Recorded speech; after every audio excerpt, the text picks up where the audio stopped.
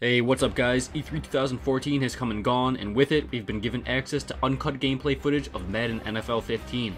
Today, I'll be breaking down gameplay footage play by play and analyzing improvements and areas in need of improvement. A lot of gameplay was shown over the past few days, and there's a lot to like, so let's get to it. In the first play from scrimmage, Frank Gore takes a stretch play to the right for a gain of 3. While the running animations leave a lot to be desired, the line interactions and pursuit angles from defenders are better than they've ever been. You'll notice tight end Vernon Davis, number 85, double up the play side end before entering the second level. Davis utilized what appears to be a reach block. His goal, use a power step to reach the outside shoulder, push his defender weak side, then get upfield and into the second level. Davis executes his job well, preventing the end from containing outside and then slowing down the linebacker, just enough to prevent him from making the tackle. The AI is there, and so too are the animations. Both the play side end and the 3 technique are double teamed, albeit briefly, but their engagements reveal that animations aren't just set in stone. Scripted animations aren't playing out, unable to be interrupted. The linemen engage in multiple interactions where handplay and movement appear separate. The defensive line drives play side and does a much better job containing the edge, all thanks to new interactions where animations don't play out in a standstill. This creates a flow to the play side here, which was non-existent in previous games. In Madden 25, Gore may have been able to hit the edge way before the linemen even disengage from their standstill. Here, the lower body movement that happens simultaneously with the handplay and animations allows the defense to get good flow and contain Gore to a minimal gain. Now one more thing here, let's take a look at the play again, but this time focus on the linebacking core. As Kaepernick hands off right, the Mike flies to the flat and tries to contain the edge, with the will backer trailing behind. Notice though how the weak side backer number 51 heads downfield and maintains distance from the play, looking to prevent a long gain should Gore break the edge. The key takeaway here is that linebackers look to anticipate where Gore will end up, not where he is at that particular moment. And while Wagner is the one who makes the play, number 51 is right behind and ready. Now let's take a look at the passing game. The passing game in years prior has always been very unrealistic, with even inaccurate quarterbacks being able to shred defenses with pinpoint precision. Per EA Sports website, QBs now throw a number of inaccurate passes determined by their accuracy ratings and pocket pressure, with the level of accuracy ranging from very inaccurate to perfect. As in the real NFL, there's a much higher chance of being inaccurate when under pressure.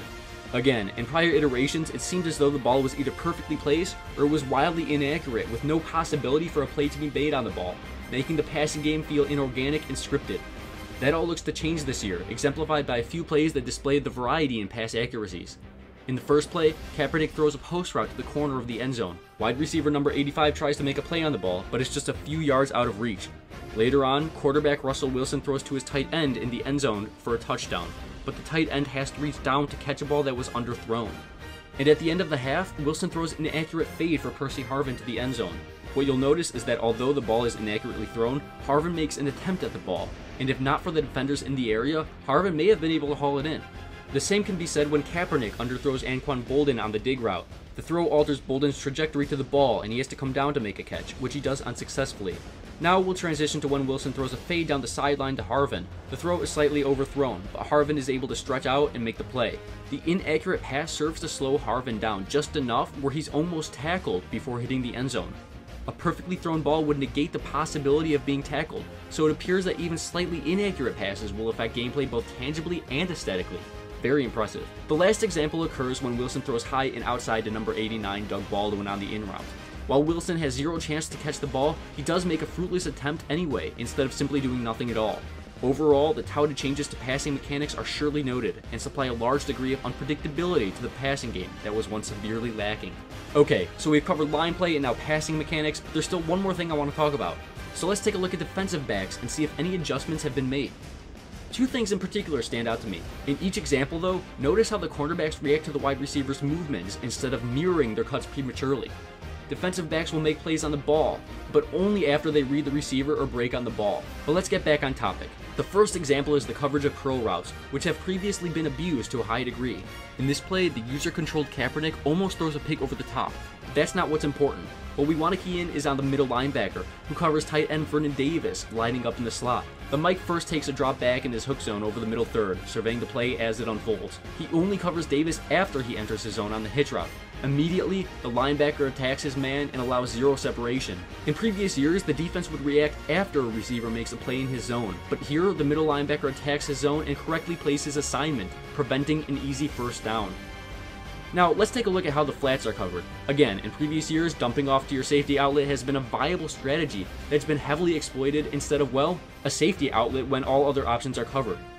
So on this 3rd and 8 play, the Sambacker here is going man against the running back Gore. The linebacker stands his guard at first, awaiting the possibility of a run. When he reads pass and Gore runs out to the flat, the defender perfectly reads his movements, sidestepping in unison with Gore.